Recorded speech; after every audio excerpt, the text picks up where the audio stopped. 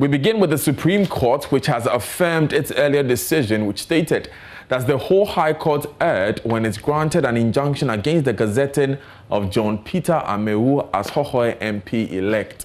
The 7-member panel that reviewed the decision of the original 5-member panel stated that no errors of law were committed by the judges to merit setting aside the decision. Some residents of Santro, Kofi Akpafo, Likpe and Lolobi Saul dragged Hohoe MP-elect John Peter Amewu and the EC to the High Court. They contended that by not being allowed to vote in the December 2020 parliamentary elections, their rights had been breached. They secured a 10-day injunction against the gazetting of John Peter Amewu as a witness of the poll. Now, the Supreme Court ruled that the whole High Court that granted the injunction should not have granted it.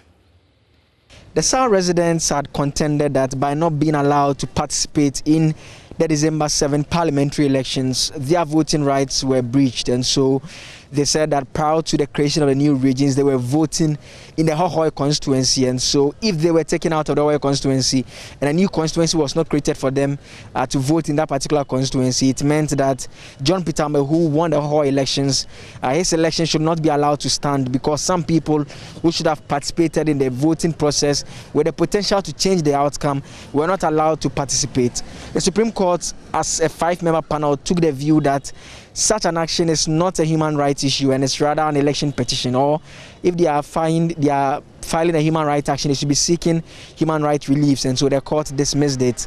Now, Mr. Chikata, who represents the residents, filed for a review, and the Supreme Court enhanced panel, 7-member panel that had justices Yoni Kulendi and Professor Henrietta Mensah Bonsu joined the panel, took the view that the original 5-member panel did not commit any errors of law to merit it setting this decision aside. And so as it stands, the Supreme Court's decision remains valid and no other case is pending relative to the election of John Peter Amewu as Hohoe MP-elect. For Joy News from the Supreme Court, Joseph Akable is my name. You're live on Joy News today. Now, the National Development Planning Commission, NDPC, says it has implemented fresh and far-reaching measures to prevent recurrence of damning infractions identified by the Auditor General in the year 2016. The 2019 Auditor General's report, which covered infractions within 2016 and 2019, highlighted financial anomalies, including 850,000 Ghana cedis, 616 spent on consultancy fees without official receipts, over 400,000 cedis spent on medical bills for food poisoning of staff, which did not also have the official receipts, plus an amount of 17,422 scholarship as travel time and shipment allowance without supporting documents. The Commission, whilst admitting the infractions occurred in 2016, revealed that major steps have been taken to repair the damage caused. The Director General of the Commission, Dr. Kojo Esiem Mensah Abrampa, has been speaking to my colleague, MFR Pao. Once an audit query is made, it's incumbent upon the institution to respond, and it has to be in writing with all the evidence, so that because it could shift from one auditor to another, and that's what exactly happened. The person who audited and came out with the queries, at the time that they were responding to, the person wasn't there to pick the information. Okay. So the information is presented, but the information was provided? Yes, because that was requested for. You do that before they conclude everything. So it's the communication. We did not. I'm very sure, and I'm very sure that because we've been going through the documents, looking for what NDPC presented. I've been chasing the previous, the former auditor and all those things, and we couldn't get that document because this is 2016. So it implying that this particular document, which was requested and queried, wasn't provided. And once you don't provide it, you haven't answered. And therefore, it has to be published and taken up to the next level. Okay.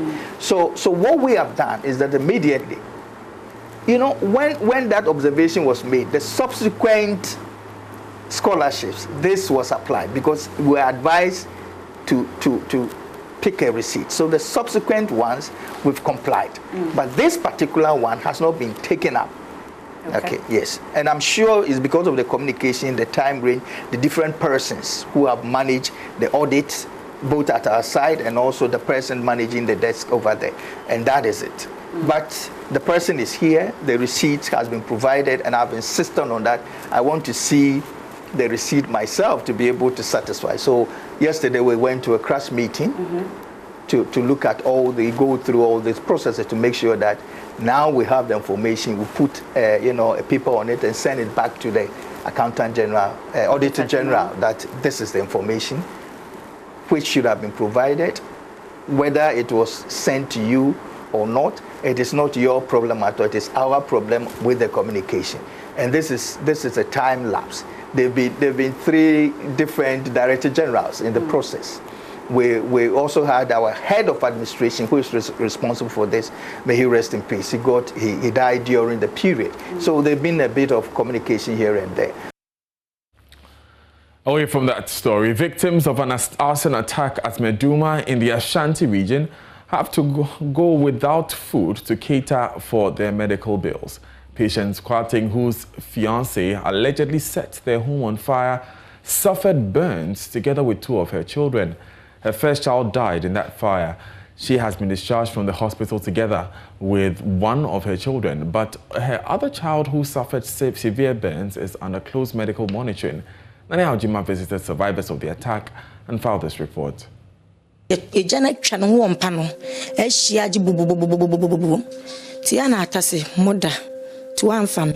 fire had surrounded my son, who kept calling for help.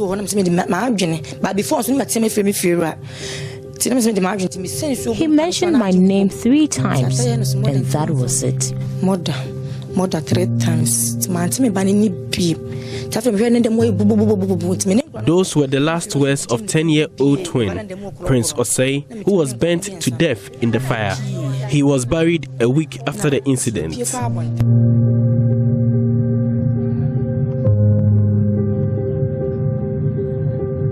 Akwesi Ajiman, the fiancé of Patience, allegedly set ablaze his daughter and 2 other maternal siblings after a squabble. Patience spent almost 2 weeks in the hospital. Her legs are bandaged, rendering her unable to walk. She is still in pain, but her major worry is rising cost of hospital bills. The surviving twin daughter is still at the hospital, now anemic as family struggles to foot the bills. Grandmother of the 10-year-old is burdened as she struggles to take care of the family. Mami Philippines ni pa. Yize nura doctor na wo hweme no kolo nura obetwetwe mama se menkoto no. Nye nura ketua. O se no so ne betimi aboa me. Nye nura ketua ti me mfa ne yize kete kura. Me mama yenu na aka no entafo na ba ko film no. Ba ko no de wo no emergency. Anse no mu yi ni ko ward. Ti wono so no. The surviving twin is still at the hospital. My mother spends about 300 cedis on drugs alone for her every 3 days.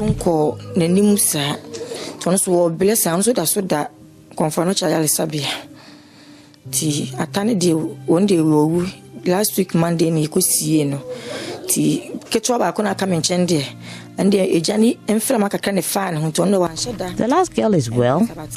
She wasn't burnt as the 2 of us.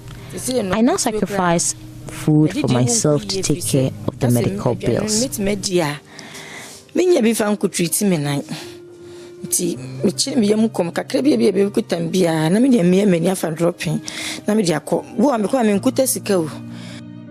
Patience regrets listening to advice of people to take back her abusive lover. She recounts the moment before the arson.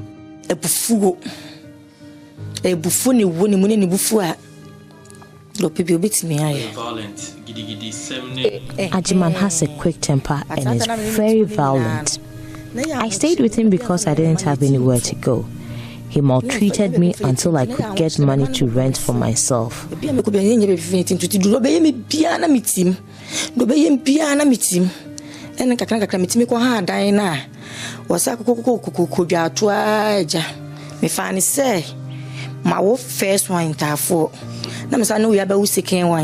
After several pleadings, I accepted him, and see what has happened to me.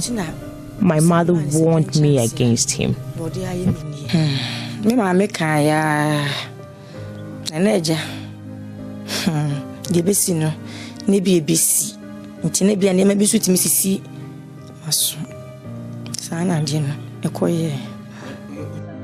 Ajiman is currently in police custody after recovering from burns, but the victims are reeling under huge medical bills.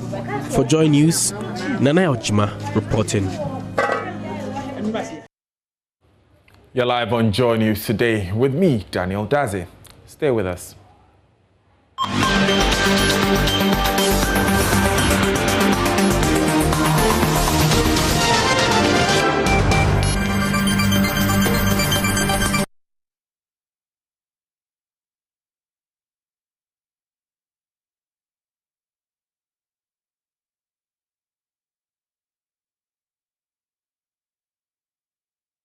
Thanks for staying with us. Now, the Social Security and National Insurance Trust's ability to pay pensions on time is under threat as the Controller and Accountant General Department has failed to transfer 1.2 billion cedis of public sector workers' contribution to the trust.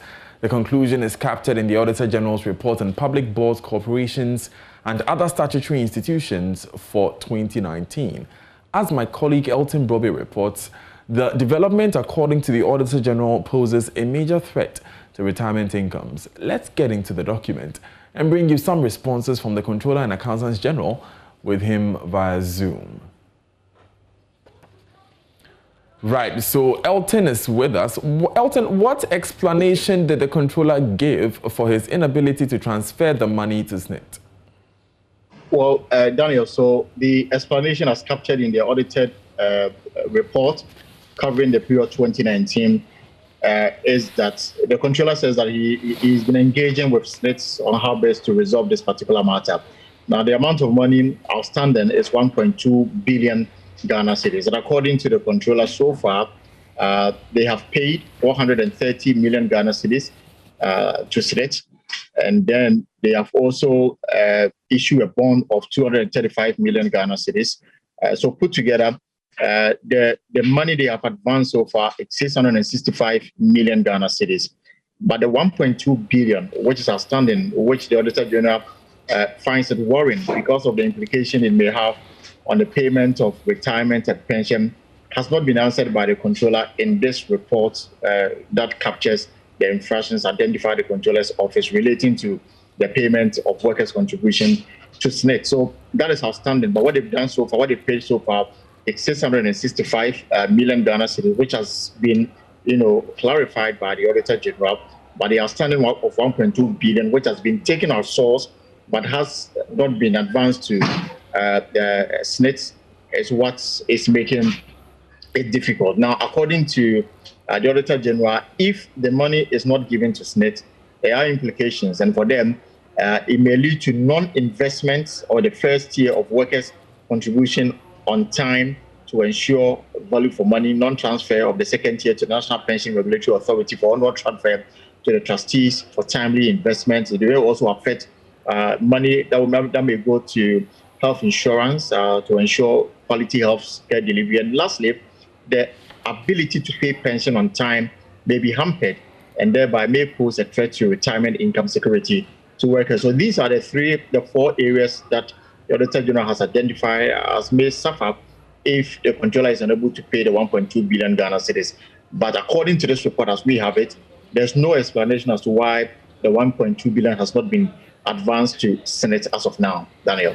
Now, the Auditor General, Elton, also raised issues with the Controller about the failure of some banks to transfer direct payments of first year due the Bank of Ghana up to the tune of some 26 million cedis. Exactly, and in this report, it says that the trust entered into agreement titled SNIT Pension Contribution Collection Service Agreement with 21 banks to receive the first year and second tier contribution of workers on the trust on behalf of onward transfer into a designated account at the Bank of Ghana. But the agreement says that the transfer of all cash received and cleared checks on behalf of SNIT between Monday to Thursday or any week shall be transferred to the designated account on the first working day of the ensuing week. Now, in this report, there are some banks which have been mentioned in this report, and in between them, they have taken the money from the workers, and they are holding 17.1 million Ghana cedis. And these banks have not transferred the money into a designated account created at the Bank of Ghana that has been designated to collect tier 1 and tier 2 of workers' contribution. Controller says that they are aware of this. They have adopted recommendations of the Auditor General, and they've gone further to penalize them by, agreeing a 3% penalty for their inability to transfer the money on time. But these banks are still holding on to the money. In fact, one bank is holding as much as 4.8 million Ghana cedis. The least is just 16,000 Ghana cedis. But in all, we have 17.1 million Ghana cedis. The fear is that the banks are using the money for their own investments with the hope that they will make money on the back of the workers' contribution before they transfer it into the Bank of Ghana designated account. Elton, thank you very much for those updates. To our Ghana Month series now, and we take you to the Bono East regional town of Boyam, an important landmark in the history of the Bono people, where they first settled after they were defeated by the Ashantis in the 17th century.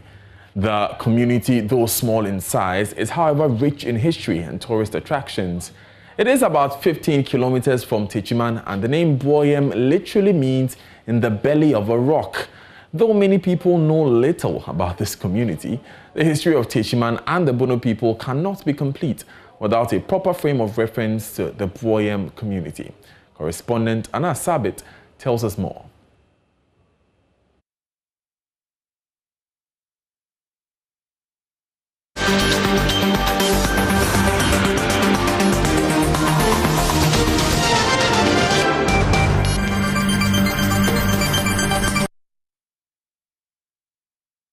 Top of one of the mountains surrounding the Boyam community. Down there is the settlement, or what we call the Boyam community. It has a lot of historical antecedents. I'll be telling you how the people managed to settle here before they dispatched to other parts of the region. In the olden days, all the people in Bono were settled in one place known as Bono Maso. And there was a fight between the Ashantis and the Bonos. And through that fight, the Ashantis conquered the Bonos. And because of the stew they were having, they were running with the stew, hiding it from cave to cave. So they ran from that place, settled at a place known as Amoma. They settled there for some time, and they moved on, and finally, they discovered this place. And because of the thick forest that they were staying in, they choose to move from here, the cave to settle here. Right, so historically, you can't trace the history of the Bono people without factoring Boyam, because the people at a point settled here before they scattered throughout the region. We are told that this place became a safe haven for them during those days when they had a beef with the Ashantis. So they settled here at their first place, where they discovered that here is a sacred place that they can stay, because it has been surrounded by the rock, and due to the rocks they can easily protect themselves. Because while you are here and anybody is coming, you can view him before the person got into the community. So here was very, very good for them to settle. So they were just hiding in some places while they decided to build up houses. So this is the first house they started to build. And they gave it to the chief, and the elders started building up, where they get the whole community. Years later, the Boyam chief sent one of his nephews to settle in what we now know as the capital of the Bono East region, Techiman, due to its strategic location. Little did he know that Techiman would later grow bigger than Boyam. Boyam is the oldest in Techiman district. And due to the fight, the chief allowed his nephew to go and settle on the junction, so that when any stranger is coming, he should inform him that the chief himself is in Boyam. So if there is any important issue, then the nephew will come down to Boyam and tell the uncle that there's an important issue, so she needs to go to Techiman and discuss it. At times, they can discuss it here, and at times, they move to Techiman to settle the case. Finally, Techiman started growing bigger, and it became bigger than Boyam. The Boyam community, apart from being a safe haven for the Bonos when they moved from Bono Manso, has a lot of historical tourist sites that attract tourists from all over the country and beyond. Key amongst them are 3 different waterfalls, the African Rock, Bat Caves amongst others. We managed to visit some of these sites. First, the Bibi waterfalls. We call here Bibi waterfalls. It calls its name because the stream is very powerful. In the olden days, when we are just going to take any examination, they used all the students to be here to bath in this water. After the bathing, when you go, everybody will pass without paying any failure. So that's why it got his name, Biribi. And secondly, if you drink this water, you will never die in somebody's place unless you commit the community. Else, whatever will happen to you, you will come back to this community before you pass away. Then the African Rock, which was discovered in the year 1996. Paul Ofori, a tour guide, tells me how through the help of a British lady, the African Rock was preserved and now serves as a tourist attraction. The African Rock, we got it while we were constructing a road that we applied during the crisis between Techiman and Boyam, where we found a rock that resembles as African. So lucky enough for us, a British lady who came in known as Nikki introduced a tourism project to us, and he named that place African Rock because we put down the African map that we found there, and it became a property or very essential things to us, why people just go and take a look at it. They give us something to help the community. Though the oldest community in the Techiman district after Bono Manso, Boyam remains underdeveloped, with the road linking the community to the regional capital in a deplorable state. At least for now, you know that Boyam, stone stomach, inside the belly of a rock, or whichever way you may choose to call it, is rich in history so far as the Bono people are concerned. And the next time you choose to visit the Bono land, make it a point to pass through this historic community.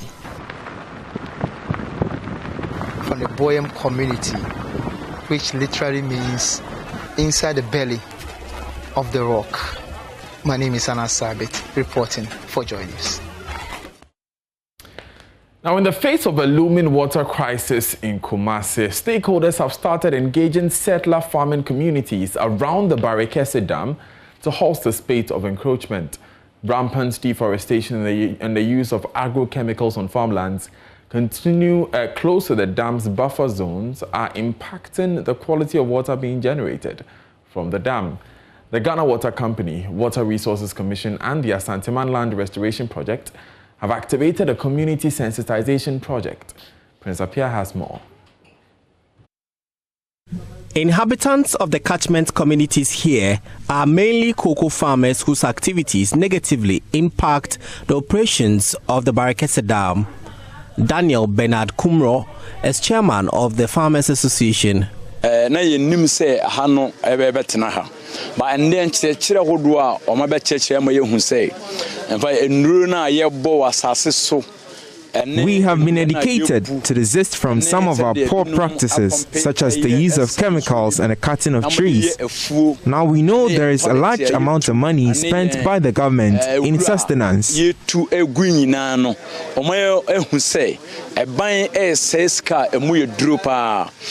The activities of these farmers have resulted in major pollution of the water source, threatening the quality of water supply.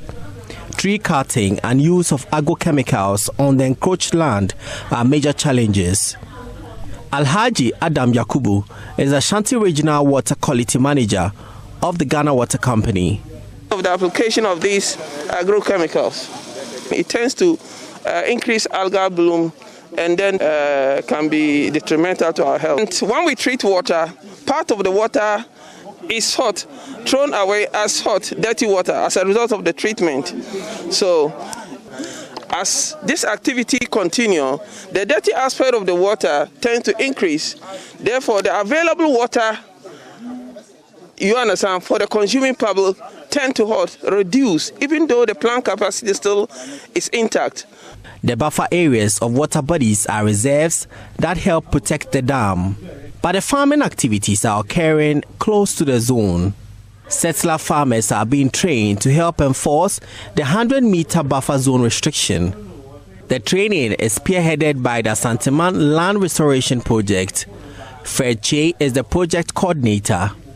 We've turned the farmers into vigilantes. They are excited about this paradigm shift where those who are farming uphill 400 meters from the water and river bodies, we are supplying them with trees, and these people are acting as vigilantes, whipping everybody in line and making sure that the buffer zone, which is 100 meters, is well protected. We think this model can be replicated in all catchment areas around our water and river bodies. The Water Resources Commission says those encroaching the buffer zone policy shall be sanctioned. Abnadu Fieredu Brema is senior basin officer at the commission. We have educated them on how they should embark on agroforestry systems and organic farming to protect the water resources, the quality and the quantity of the water resources within the catchment. Now, away from that story, the Data Protection Commission says it will begin prosecuting executives of several organizations classified as data controllers. Under the data protection law, entities acting as data controllers must officially register with the commission and sign on to a code that will guide the management to know the data they collect from the public. But many have failed to do so, per the commission's assessment. Now, affected institutions include airlines, churches, hotels, media, banks, and others collecting people's personal data as part of their work. Executive Director of the Ghana Data Protection Commission, Patricia Eduse Poku, joins us via Zoom. Thanks for your time. First of all, when is this deadline for registration?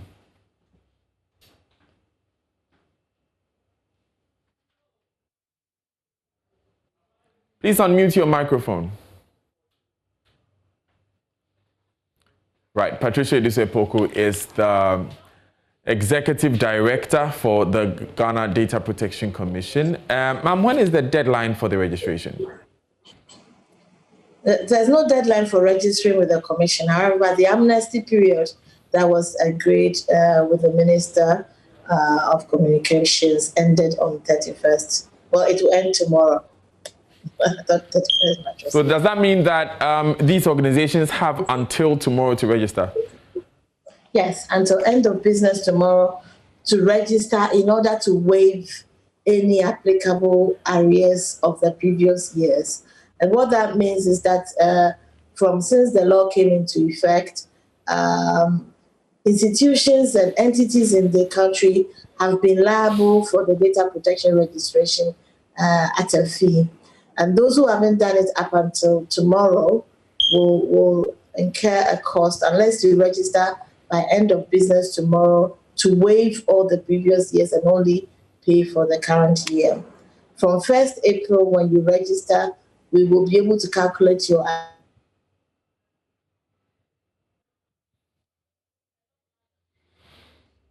Right.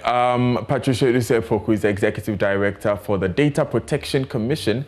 I want to explore these issues a bit further and understand why it is necessary for organizations to register, what the registration entails itself. Madam Eduse Poku, I believe you were explaining why this registration is necessary in the first place. Yes. So registering with the Data Protection Commission allows the Commission to have you on their radar.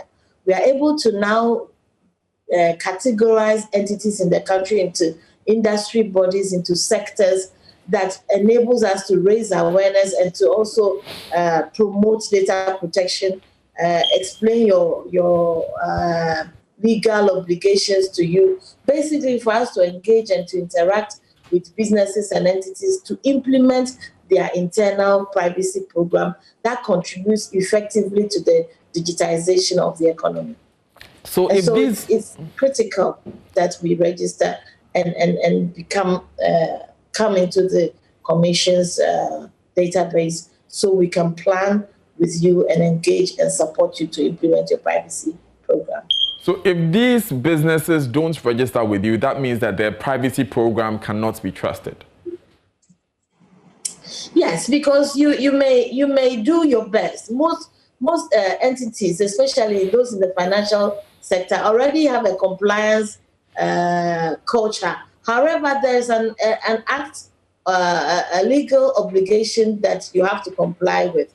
The Data Protection Act comes with a list of areas that you have to comply with, which may be different from other jurisdictions. So if you implement a privacy program that is not compliant with the Ghana Act, then you may have a program, but you will still not be compliant with the requirements of the Ghana law. And one critical requirement of the Ghana law under Section 46(3) says you must be registered with the Commission. Okay. Patricia Dusepoku, thank you so much for joining us this afternoon. You're live on Joy News Today with me, Daniel Daze. Daryl Kwao is next with business.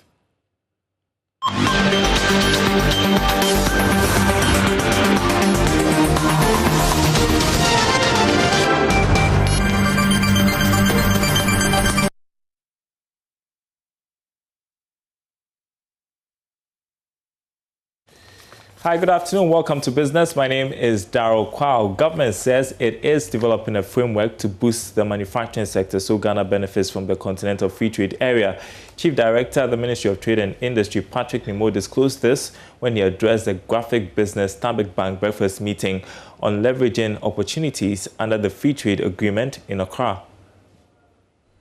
In order to harness the benefits of AFTA, the Ghanaian private sector requires fiscal incentives in the areas of taxation to boost their competitiveness. In view of this, government has since 2017 removed or reduced a number of taxes.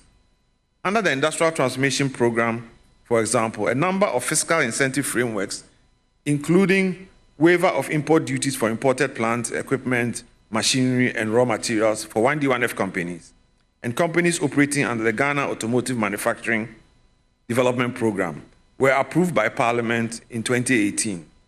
In consultation with the private sector, the ministry will develop a fiscal incentive framework for the sugar industry as well as the pharmaceutical sector in Ghana. These would be targeted at taking full advantage of market opportunities in other African markets. Meanwhile, the Association of Ghana Industries has raised concern about the high cost of electricity, which is affecting production. According to the association, this makes them less competitive under the Continental Free Trade Area compared with other African countries. Here's Vice President Humphrey Eyimdake. Through the Obatampa project, one critical thing that we see under the competitiveness that will stimulate the entire chain or bring the coordination of the entire chain under the Obatampa project. But for funding, it's what we call, it's the cost of electricity.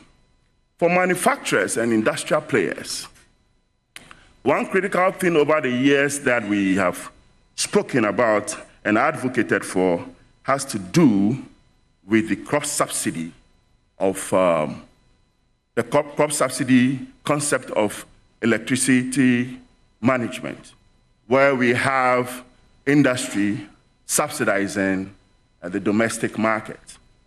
In other jurisdictions, including the sub-Saharan Africa and other neighbors close to us, you find the reverse. This is so critical as a success factor because we believe it has a structural underpinning issues that any government that comes into power with every good intention can be limited if this subject matter is not handled properly. Now, government's $5 billion Eurobond has been oversubscribed. That's information Joy Business is gathering. However, the interest cost is not known, but the Finance Ministry is expected to put out a statement to give full details later in the day. Commenting on the oversubscription, spokesperson and economic advisor to the Vice President, Dr. Gideon Boako, said government will not accept all the bids submitted. I know there was a subscription of the bond, but government did not sign up for the total book value that was available. Of course, I mean, you don't expect government to take whatever is thrown at her. So usually you go to the bond market and then you give indication of the ceiling that you want, and different investors come with an oversubscription or sometimes under subscription. But in this case, because of the confidence in the economy, despite COVID-19, the international investors saw the need to subscribe to government's bond, and it was oversubscribed. But government definitely will not take everything, the total book value, because sometimes you also need to be careful to see what composition of investors are purchasing your bond. If you have a lot of hedge funds in your bond, you ought to be careful so that you don't sign up for those ones which will come back today or tomorrow to say we are selling the bonds to distort the market. And that's part of the reason why governments may not need to sign up for the total book value. But I know there was a subscription. There's one thing that is also coming out of this Eurobond market appearance. That Ghana is coming out as the first country in Africa to have issued a zero coupon bond. And we have some more business news and analysis at the top of the hour on the marketplace. Sports is up next. Stay tuned.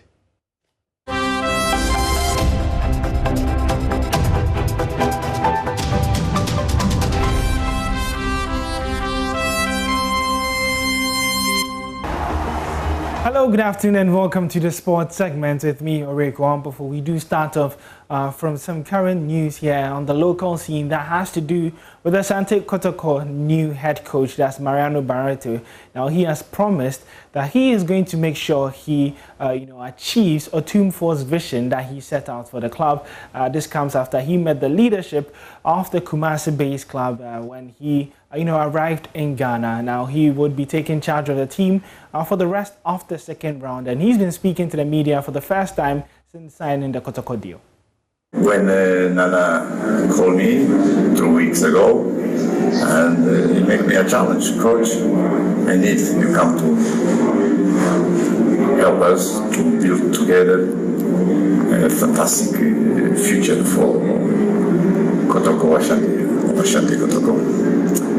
And I'm saying, why Mr. Nana calling me? And after we talk many times, spend some hours talking about what we are looking for. Ashanti have a fantastic history. It's a long life, plenty of victory and success. So many good players lives from Ashanti Kotoko Road, playing in the good teams in Europe. And I told them, okay, let's try to do what you are looking for. We are creating a good support for Ashanti Kotoko. Yesterday he showed me the infrastructures around the training fields.